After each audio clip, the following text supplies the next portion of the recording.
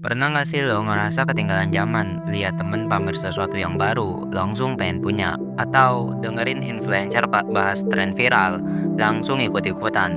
Itu yang kita sebut norak, katro, atau yang lagi hype baru-baru ini, FOMO. Ikutin tren yang ada gitu, Betul Ferdi. sekali, sejak fenomena sosial media ini memang istilah Adalah istilah unik yang diperkenalkan di situs jejaring sosial. Di titik ini ada tren boneka labu. Sebuah rasa takut ketinggalan yang nyerang banyak aspek hidup kita, dari tren fashion, game terbaru, sampai gaya hidup kekinian. Tapi, gimana kalau gua bilang, FOMO ini juga punya versi undergroundnya sendiri? Betul, kali ini gue bakal bedah fenomena FOMO di dunia perlindungan. Lu mungkin mikir, hah, di Linux ada juga FOMO? Oh, jelas ada. Dan kadang ini bisa lebih parah karena menyentuh ranah keahlian dan identitas diri. Fenomena ini muncul dalam berbagai bentuk. Pertama yang paling kelihatan adalah ingin terlihat keren atau pintar. Lu lihat aja temen di WhatsApp hacker lu itu, ada yang pamer screenshot terminalnya yang penuh kode hijau, kayak film di mata, atau ada yang bilang gue udah pakai Arch Linux nih, langsung lu ngerasa kayak ketinggalan gitu. Ini bukan cuma soal gaya, tapi juga soal status di komunitas. Seolah-olah kalau lu nggak pakai distro susah atau nggak bisa pamer skill aneh-aneh di terminal, lu itu bukan Linux user sejati gitu loh. Padahal Linux itu punya banyak rasa dan tujuan utamanya adalah membantu pekerjaan, bukan bikin lu jadi ngerasa ketinggalan atau minder lah kalau gue bilangnya.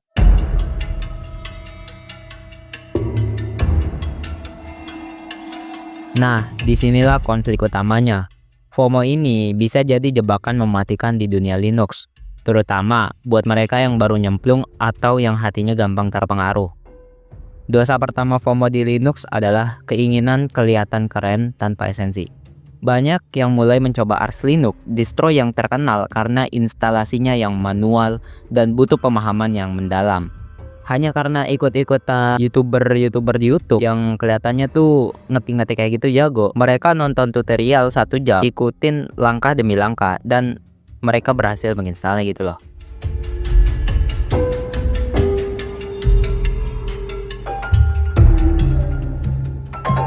Tapi begitu selesai, mereka bingung, nggak tahu komen apa yang harus diketik, nggak paham kenapa harus ngetik itu gitu loh.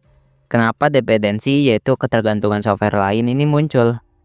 Karena mereka melewatkan bagian yang penting, yaitu membaca dokumentasi dari Arch Linux itu sendiri. Oke, gue jelasin di sini Arch Linux itu apa. Arch Linux itu punya Arch Wiki, yaitu dokumentasi online resmi dari Arch Linux yang sangat lengkap dan legendaris. Ini adalah kitab suci bagi pengguna Arch. Siapapun yang beneran ingin menguasai Arch pasti akan merujuk ke wikinya.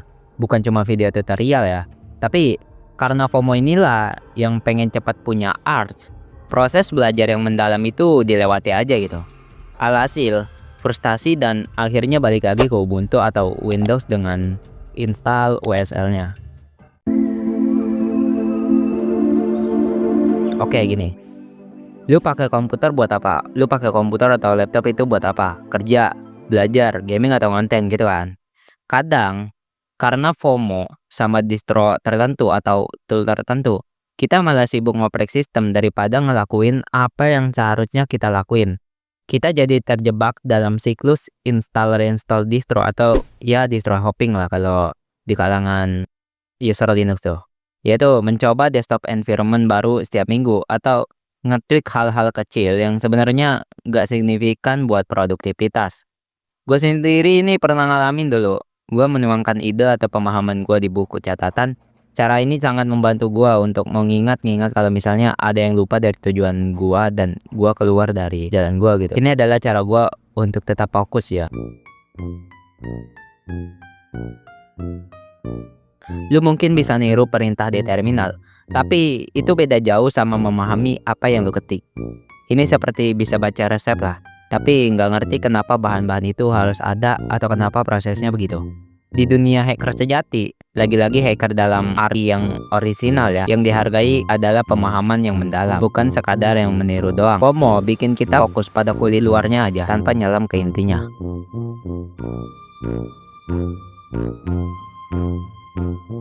Oke, jadi gimana caranya biar kita nggak terjebak dalam FOMO di dunia Linux ini? Ya cuma butuh ini aja sih. Yang pertama, kenali tujuan lo. Sebelum tergiur sama distro atau tool baru, tanya ke diri lo sendiri. Gua butuh Linux ini buat apa sih?